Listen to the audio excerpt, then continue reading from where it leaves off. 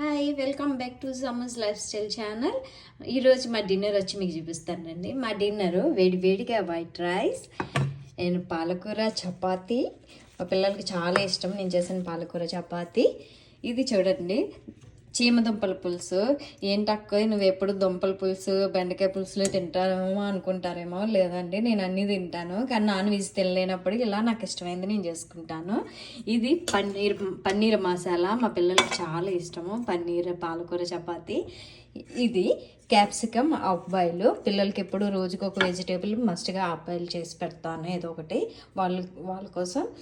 ఇది బీరకాయ తొక్కు పచ్చడి. చూడండి, బీరకాయ తొక్కు పచ్చడి చాలా టేస్టీగా ఉంది, చాలా బాగుంది. ఇవి చేపల ఫ్రై, నిన్న చేసిన చేపల ఫ్రై అండ్ పెరుగు.